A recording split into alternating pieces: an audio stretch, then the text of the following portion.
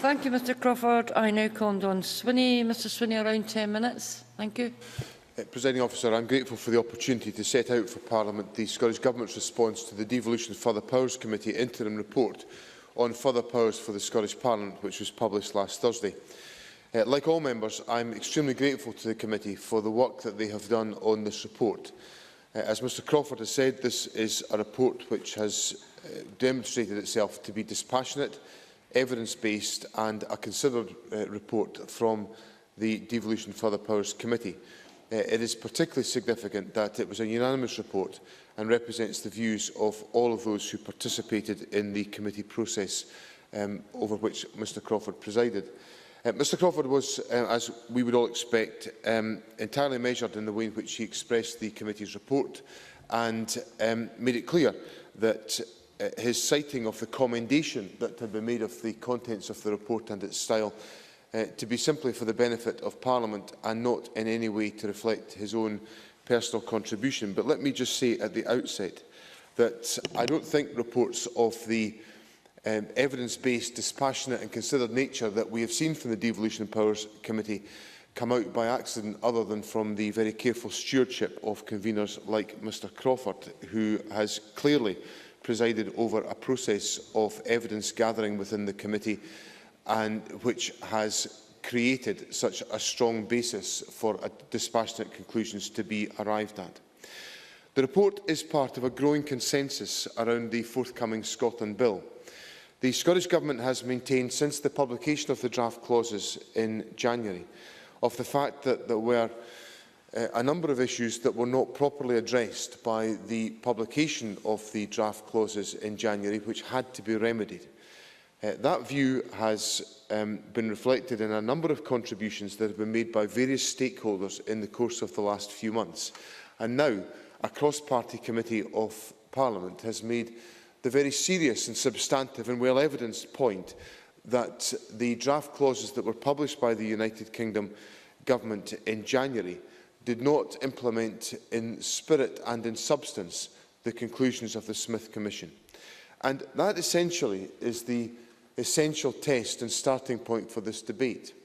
Because what the people of Scotland have the right to expect at the very least is for the full and faithful implementation and translation into legislative reality without any doubts, without any uncertainties, without any interpretations required of the contents of the Smith Commission. And we now have a number of voices, whether it is the Scottish Government, and some people might say, well, they would say that, wouldn't they? But we also have stakeholders and we also have an all-party parliamentary committee saying that there is a necessity for the draft clauses to translate in spirit and in substance the Smith Commission into reality. And that is a fundamental part of the conclusions of the committee and of the debate this afternoon, and in our consideration of the publication of the Scotland Bill when that emerges in the course of the next 7 days. Before I go on to set out a more detailed response on behalf of the Government to the report, I would like to briefly recap on our route to this point. This Government has been clear that the result of the referendum last September was clear and decisive. While the Government still believes that independence is the best way forward for Scotland, we respect the result of the referendum and the view of the people of Scotland expressed democratically in that referendum. We therefore played a full and constructive part in the Smith process that followed the referendum to develop and to deliver more powers for this Parliament. The Government published detailed proposals for more powers for this Parliament in October as a contribution to Lord Smith's work, founded on the acceptance of the fact that the additional powers we were setting out were powers that could be secured within the constitutional framework of the United Kingdom. Linda Fabiani and I represented the Scottish National Party on the Commission. Now, whilst we signed up to the conclusions of the Commission and we signed up to them in full and in good faith, it is no secret that we never viewed the proposals from that process as going nearly far enough, but we recognised the progress that had been made and sought to work constructively with the United Kingdom Government to enable them to deliver a Scotland Bill that commands broad support. The publication of the UK Government command paper in January was an important step in taking forward the proposals of the Smith Commission.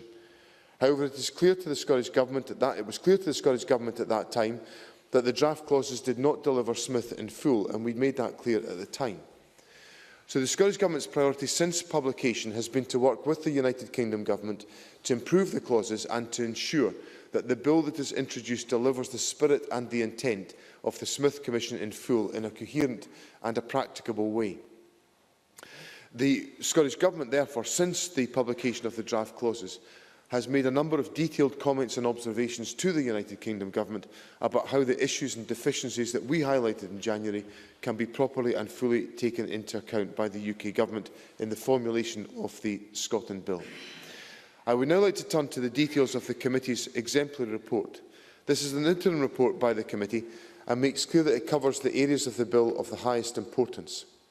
The Committee quite rightly is waiting to see the Bill as introduced and any changes during its progress through the UK parliamentary process before offering any recommendation on the question of whether the Scottish Parliament should give its legislative consent to the proposals. But even at this interim stage, it is highly significant that the conclusions that have been reached unanimously by the Committee, providing cross-party endorsement of the view that the draft clauses do not meet the spirit or the substance of the Smith Commission report. A particular focus of the Committee's report is the clauses on welfare and employment support. The Committee found that the drafting of the clauses on new and top-up benefits would limit the policy discretion available to future Scottish Governments, that the definitions of carers and disability were overly restrictive, and that there were unnecessary restrictions on the employment support programmes that could be delivered. Members will be aware that these are amongst the most high-profile areas where the Smith Commission reached agreement on the transfer of further powers to the Scottish Parliament. The significant shortfalls that the Committee has identified will have a real impact on the Scottish Government's ability to deliver reform and improvement in these critical areas that is matched to the specific needs of the people of Scotland. The shortfalls in the relevant draft clauses therefore need to be addressed as a priority if the Scotland Bill is to be viewed as a credible reflection of the Smith proposals. The report also touches on the veto clauses in the draft bill, most notably the one related to changes to universal credit. The Committee's recommendation here is for this issue to be resolved through joint working between the governments. I can tell the Chamber that the Scottish Government has made proposals to the United Kingdom Government to resolve this issue based on administrative tools such as concordats, effective joint working between officials and joint ministerial working groups. These are proven and well-established means of ensuring the sort of cooperation that will be required, and I continue to see no need for a statutory backstop. The Committee also highlights shortfalls in other areas it has examined, from the Crown Estate to the Seoul Convention and equalities. Of course. Tavish Scott. Very grateful. He mentioned the Crown Estate. Of course, one of the Committee's recommendations building on Smith is the implementation of the proposal to devolve the management of the Crown Estate's responsibilities to the islands. Does the Government plan to take that matter forward? Yes, the Government does intend to take that forward, as has been the consistent position of the Government throughout the process. But Mr Scott will appreciate, as a signatory to this report, that there are many issues and obstacles that have to be resolved about the contents of the provisions in the Scotland Act, the Scotland Bill on the Crown Estate, which are far from straightforward. The Scottish Government strongly supports the Committee's call for improvements in the various areas that I have raised, and we've made our own proposals to the United Kingdom Government to deliver on those improvements. Before leaving the detail of the Committee's report, I also want to touch on tax and the fiscal framework. Successful negotiation of the fiscal framework is one of my highest priorities in the months ahead. I have made clear to the United Kingdom Government that an acceptable fiscal framework is essential to allow the Scottish Government to recommend that this Parliament consents to the bill, and I don't suspect Parliament would expect anything else of the Government. I have asked for an early meeting with Treasury Ministers to review work so far, and the Chancellor and I made a personal agreement before the election to oversee work on the framework to ensure that rapid progress is made. In relation to the specific comments of the Committee, I agree that further information will be required from both the UK and Scottish Governments to enable the Scottish Parliament to give its legislative consent. My objective is that the Scottish Government and the Scottish Parliament are clear about the financial implications, opportunities and risks that come with the powers that transfer through this bill. Presiding Officer, let me conclude my remarks by reflecting on the events since the general election 2 weeks ago today. The Prime Minister came to Scotland on Friday and met with the First Minister and with myself, along with the Secretary of State and the Parliamentary Under-Secretary of State. The discussions were constructive and helpful. There were clear commitments by the Prime Minister and the Secretary of State that the Scotland Bill would implement the Smith Commission in full, and of course we will test that commitment when we see the Scotland Bill on the 28th of May. Similarly, the Prime Minister undertook to consider proposals from the Scottish Government for devolution beyond the Smith Commission. We will put these proposals to the United Kingdom Government, and I will meet the Secretary of State to discuss the next steps in this respect. The Government is clear that the process that follows and any timetable for action in this respect should allow for full engagement with the people of Scotland. The Government is clear that the general election result in Scotland shows the desire of the people of Scotland for change. The Government will build on the Smith Commission proposals, which we will hold the UK Government to account to deliver in full, consistent with the arguments and explanations set out by the Devolution Further Powers Committee. And we will also propose a coherent set of powers that will allow this Parliament to encourage growth, create jobs, address poverty and tackle inequality in our country. These are the objectives of the Government as we take forward the constitutional agenda.